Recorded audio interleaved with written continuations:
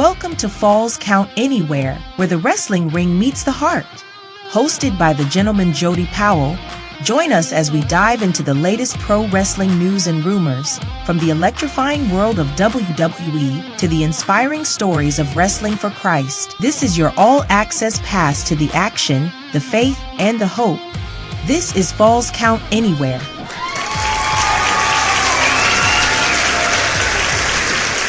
Hello, wrestling fans, and welcome to Falls Count Anywhere. And I am joined by my good friend, my partner in crime, the mad scientist, Mike Buchanan. Mike, buddy, what's going on? Looks like you got some experiments working there in the Buchanan lab. Very true, gentlemen. I'm trying to find a cure for right-handedness because, as we all know, only left-handed people are in their right mind. well, it's a good thing I'm amphibious then. Probably so. I do like to swim. But no, fans, we got a great show for you today. We are going to catch you up on all of the news in the world of professional wrestling when it comes to the WWE and Wrestling for Christ, who had a great show, a third show this past Saturday.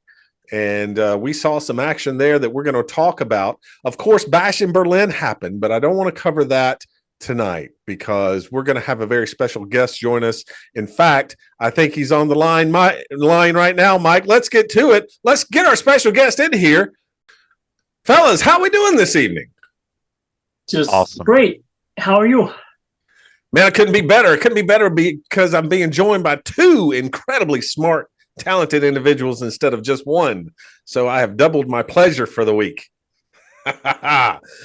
But hey, I want to jump in. This is our normal time on Falls Count Anywhere for our WWE recap.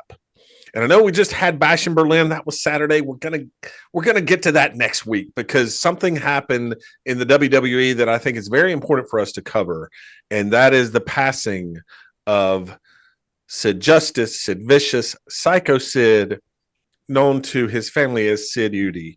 And we've invited Mark Smith to join us here because Mark had the pleasure of working with Sid in WCW, worked several matches with Sid, got to know him very well. And so this was a great opportunity to, number one, just have Mark on the show to talk about Sid, the wrestler. But more importantly, I think for our show, Mark, if you could tell us a little bit about Sid, the person. He was so funny. Yeah. I mean, it was crazy. He was so funny. Sid was Sid. He would say anything, whether it was off color, whatever. I mean, he would say stuff today that, I mean, it was just so funny. Some of it, though, was it was just really out there, man. People would have been protesting. The woke people would have been protesting without a doubt. He brought a light to the dressing room. He really did. And he was a guy that once you got to know him and if you realized you were taking care of him, this guy would go there was no length this guy wouldn't go to take care of you. Yeah, I remember you telling me about that. Yeah, that Sid really, when you work with Sid, don't give away too much of this though, because I don't tell people the story. Oh, okay. I don't know that I'm going with this story, but I'm just talking about how well he took care of you in the ring. Oh yeah, Still looking like he was just beating the living tar out of you, but he took real good care of you, right? Oh yeah. I mean, the one thing I learned about Sid was especially, and just like anybody, I don't care how big you are, the more you're in the ring, the better worker you get. Yeah, at least you hope that way. Mm-hmm. You saw it with Goldberg. Yeah. But you really saw it also with Sid. Sid was polished in the ring. I mean, when he got to working for Vince and all that, this guy was a polished guy. Yeah. Best power bomb in the business. No kidding. And he and Danny Spivey worked so well together as the Skyscrapers. Mm-hmm. Yep. And so, and Teddy Long was a great guy to work with as far as they were concerned, because Teddy was so smart, and Teddy was 110 pounds soaking wet. I mean, face it. He would tell you that. Teddy's a super guy. Holla, holla. Holla, holla, player. Anyway. But I can't believe I did that. But he was one of those guys that could take two men that maybe have not worked that much before in tag or whatever the case may be. He could be that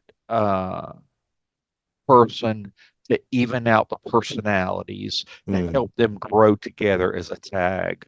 yeah. And I really saw that. And I mean, hey, first time I was going to work Danny Spivey. Danny's a big boy. Yeah. And Danny, if he hit you the way he could hit you, you'd be in an ambulance about 7 counties over before you finally hit the ground. You'd Right. be in the ambulance. He'd knock you through it. And but Sid, I remember Sid looking at Danny, and he said, "Hey, take care of him." Mike, you brought up a question that when you and I were talking about this, and I'd be curious to know Mark's feelings on this. Um, Yeah. Mark, you and I have talked about this a couple of different times Mhm. over our conversations. There's some people in the WWE Hall of Fame that aren't in there that should be, and that are in there that shouldn't be. They've had their beefs with McMahon or the WWE. What's your feeling on whether Mr. Yuti, Mr. Vicious should be in the Hall of Fame or not? Oh yeah, I totally believe it because uh, a guy that big with that much athleticism that could virtually work against anybody. Uh, Again, he could do a squash on somebody a quarter of his size, and people would still want to see that squash. Oh yeah, I always And thought he was much better than Spivey. well, Danny, they were a little bit different styles. Okay. Sid was they both came off as brawlers. I think Danny was more of a brawler, whereas Sid became maybe a little bit more of a tactician. mhm. But they both could read crowds so well, and I personally think that Sid, as far as a big man goes, he could be a different persona. And the thing about Sid is this: it is much harder to work under a hood than barefaced. Yeah. And he worked as humongous for a long time, several years. He was able to use his body as the expression of if he was feeling pain and so forth. He couldn't grimace because nobody could see his face. Yeah. Yeah. So, especially with that, I have to say, by all means, a guy just like Bill Eadie, Demolition, right? Hmm. Bill worked as a mass superstar for years. Anybody that can learn to use their body to tell the story and not just their face to tell the story. Yeah. I think that's a phenomenal worker. And a lot of guys, and I think I heard Bill say at one time that actually being under the hood made him a better wrestler if he wasn't under the hood Yeah. because he was so much more expressive. Yeah. So Yeah. I have to give Sid that. You get what I mean?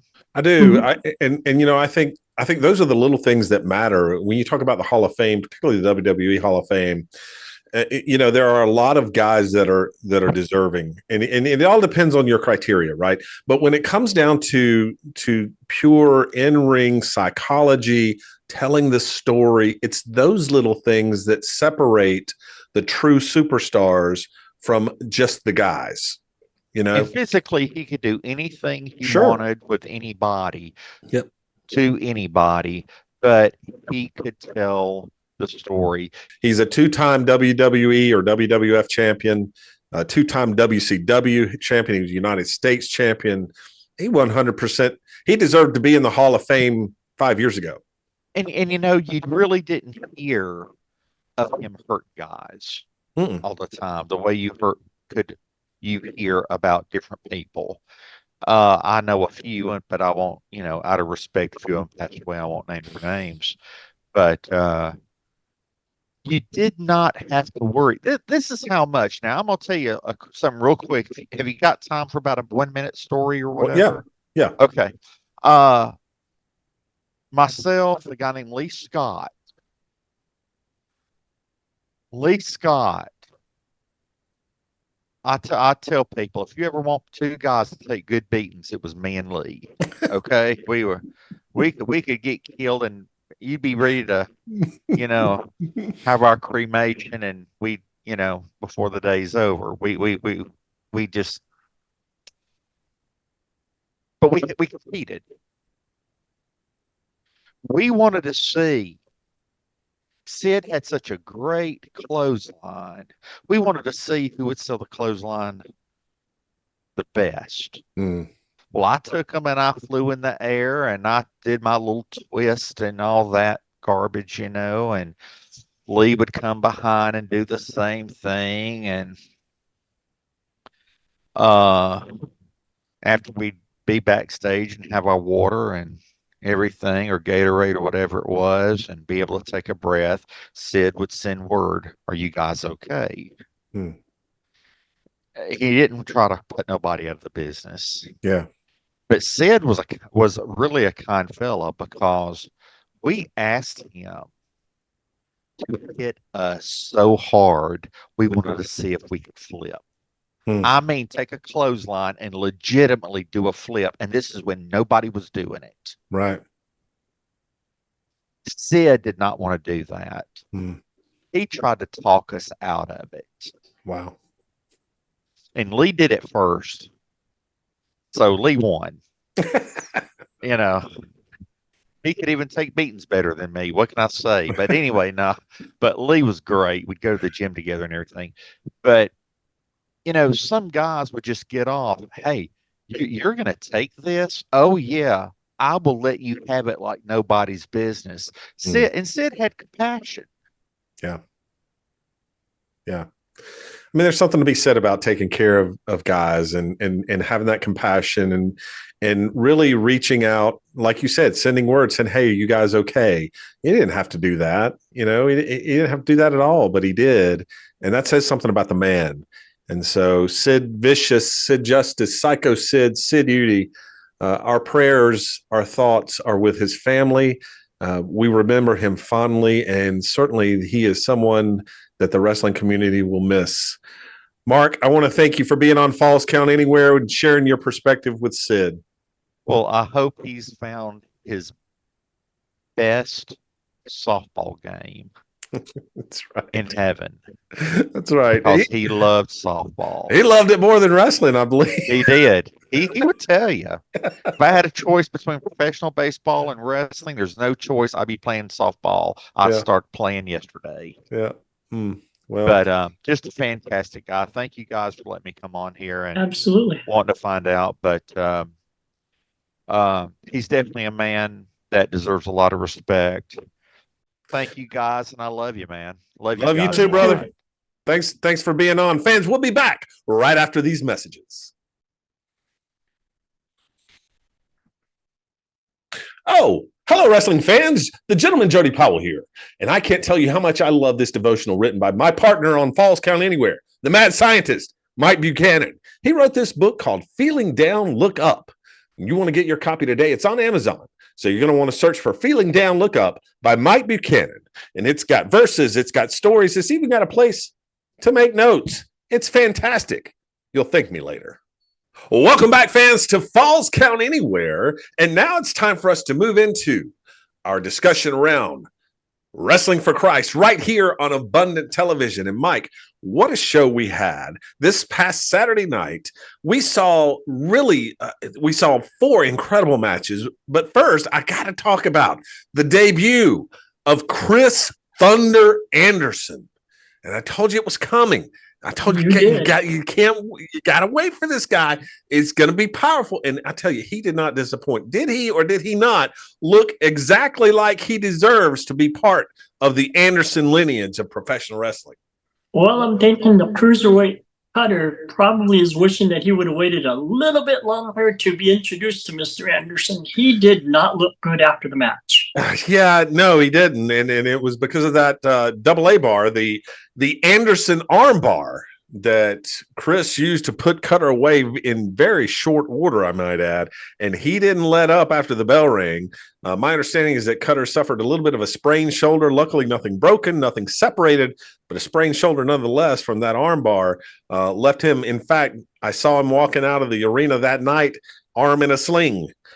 And so, yeah, it was pretty devastating. And I tell you what, Chris hit a spine buster that looked like an Anderson spine buster. I mean, I thought Zachariah Cutter went through the mat when he hit that thing. It was powerful. Chris Anderson is a force. But then, Mike, we had the main event. We thought we were getting the rematch, right? This was going to be Thrilla in Manila style. This was going to be like Rocky 2. This was going to be Creed and Balboa in Rocky 2. But what we got was some of the same stuff we've been getting. A double disqualification ending to this match. Carolina Dreamer and Shane Austin in the main event for the World Heavyweight Championship. And once again, referees, get out of the way. Get out of the way. You got bumped in the corner. You got knocked down. Get out of the way. Stop getting bumped. Because when you get bumped, I mean, everybody gets, it just seems like everybody, even in the locker room, they get itchy. They get anxious because these two guys are just going at it. I personally thought this run in from the locker room was a little unnecessary. They were just brawling. Referee got knocked down. So what? Let them brawl. But the guys come out. The referee had no choice but to do a double DQ because guys came out and held both men back, put their hands on both men. That's an automatic disqualification during a match. You can't do that. And so even the locker room is a little tense in terms of Shane Austin versus Carolina Dreamer. I don't know where we go from here. What do we do, Mike? I know you have had, even though it was brief, a run-in with Mr. Dreamer. You could always put on the stripes and call it yourself in the middle of the ring. Nobody's going to push you around. That's a hard no. That's a hard no. I can't commentate the matches if I'm refereeing, Mike. I'll do the voiceover. Not a problem. Happy to lend my ability. Oh, thanks. Thanks for that. Tell me to get in the ring. I think I am very comfortable sitting behind the commentary desk. Thank you very much. Fair enough. But we've seen this, Mike. We've got a few weeks before King of the Mountain, we had the same type of ending where Dreamer and Austin, there was a ref bump, locker room emptied again, holding these guys back. Dreamer put his hands on the referee, got stripped of the title. I remember that very well. Then we go to King of the Mountain. It looked like we were going to have Austin v. Dreamer for the title, and Ken Magnum grabbed the ankles of Shane Austin and pulled him out of the match, causing him to be eliminated and giving the win to Dreamer. And then this weekend, we had another schmoz. We had another locker room empty. We had a double DQ. Mike, how do we get closure on this? Well, closure is another interesting word there, Jody. I don't know how the WFC would feel about it. I'm not a fan of them. We talked about it last week. I'm not a fan of violence, but you could put it in a cage. Could put it in a cage. That's an opportunity. Definitely would keep the locker room out of the ring. Yes, sir. What we've seen in these double DQs, like you said, maybe we just get rid of the DQ. Maybe it's a no disqualification, falls count anywhere, street fight, bunkhouse rules, whatever you want to call it. But Austin and Dreamer need closure on this, and it's going to be interesting because I don't know how Ken Magnum figures into this. I don't know how someone like a Big Dan Holman or a Chad Colt, who was those guys were there at the end of the King of the Mountain as well. How are they going to factor into all of this? And so it's going to be interesting to see where we go from here. But what I don't think we can do is we can't do Dreamer and Austin 3 in just a regular match. We've proven that those guys just can't have a regular match. It doesn't end with a definitive winner. We have to have a winner. It's one of those situations where there must be a winner kind of thing. Exactly. You remember those old matches. And so it'll be interesting to see where we go from there on Saturday Night Praise and Power Hour, fans, right here on Abundant Television at 6 p.m. I almost said 7 p.m. That's what time our show comes on. Mondays at 7. and stay tuned for that. We are just moments away, fans, from our Finding Tomorrow segment. Stay tuned. Do you need inspiration to help you win your week? Then you need to check out the Quotivation podcast, hosted by the gentleman Jody Powell. Start with a shot of motivation to reframe your mindset. Hear from special guests who share their favorite quotes and inspiring stories. Wrap up with the last slice of cheesecake, where Jody recaps and gives tips to help you achieve your goals. Tune in and win your week. Available on most podcast services. Welcome back, fans, to Falls Count Anywhere, and it is time for our Finding Tomorrow segment. And I've asked Mike to stick around for this one again because it really hits home, I think, for both of us as Christian men in this world. You know, we had an opportunity to speak with Mark Smith about the passing of Sid Udi, and Psycho Sid, Sid Justice, Sid Vicious, whatever wrestling name you want to go on. But, you know, Mark said something that was very interesting that I found really intriguing, and that was how Sid took care of him and would always reach out and ask him if he was okay after a match. He didn't have to do that. I think that really lends a lot to the fact that as men, there's a lot of times that we are in desperate need of help, and we ask no one for help. And I think that's a problem. That's an issue. It leaves us in this quiet desperation. We suffer in silence, and it's not healthy. It's not healthy for us, Mike. It's not, Jody. You know, we have 22 veterans, male and female, who commit suicide every day. And you have to wonder what the numbers are if they'd reach out, or if a fellow veteran would reach out. You know, in Ecclesiastes, it talks about the benefits of not doing this on your own. Right. You know, if you fall down on your own, it's kind of hard to pick yourself up. But if you're walking with somebody else and they can help you back up, and if you're walking with two, it says the three-corded strand is not easily broken. That's right. Ecclesiastes, wonderful verse, and it is literal. A literal interpretation of this. It is hard when you are alone and you get in trouble, whether you're hiking in the woods or you're walking and you turn an ankle, and you know, if you're by yourself and you can't get back up, you're in a little bit of trouble. And so, you know, reaching out, having someone there for you to help, that knows when you need help. I mean, it's having that friend, having that brother or sister in Christ, whether it's, you know, a spouse, a loved one, a friend, a family member, whoever it is. We all need that in our lives. And you know, I think a lot of us, and the tendency is, particularly for men, is that, well, no one cares. No one wants to hear that. I'm not going to burden someone else with my problems. And you know, that I think we think of that in terms of being manly men, strong, right. You know, we're the rock, but actually what it is sinful. It goes against what you just said in Ecclesiastes. You know, it's a matter of pride. It is a matter of pride. And who are we to think that on our own, we are so strong that we can handle things? You know what I hate? I just can't stand, Mike, when I hear this, when people say that God will never put on me what I can't handle. I don't like that saying, because God doesn't put it on you for you to handle. God puts it on you for you to turn to him so that you will lay the burden down for him to handle. That'll preach, Ted. But it also talks about, and I don't remember the verse off the top of my head. It says, bear ye one another's burdens. Yep. And watch, and so fulfill the law of Christ. There it is.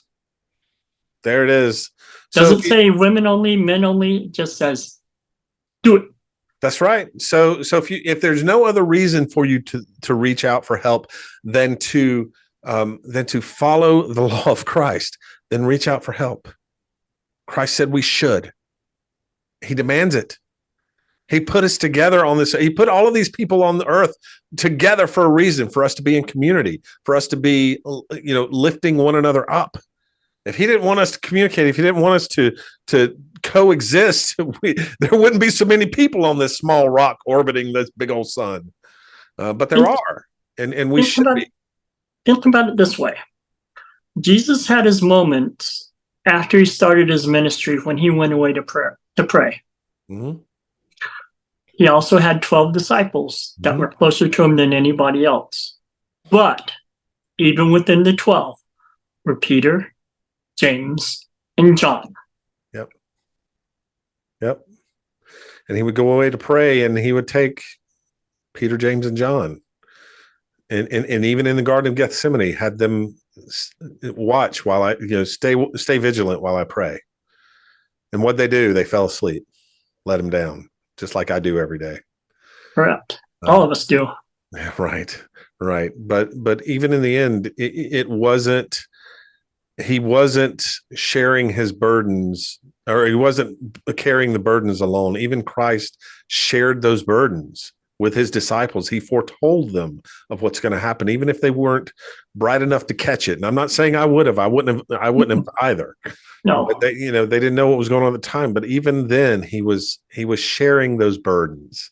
And if Christ, the one that was man and that was God, that is man, that is God, needs to share his, then why would we think we shouldn't? Or why would we think that we wouldn't? We should always be looking to reach out and help those around us. And conversely, we should always be looking for help from those around us. And that's what I heard Mark tell us about Sid, about how his experience with Sid was that he was always seeking to help in reaching out to Mark and making sure, hey, you okay? Everything good? You all right? Even if it was after a match, you okay? How many times have we reached out and asked someone, are you okay? And really, truly wanted to know the answer. that's the point. I think one of the things that I just picked up on as you were talking there, Jody, is sometimes help comes from the places you don't expect it.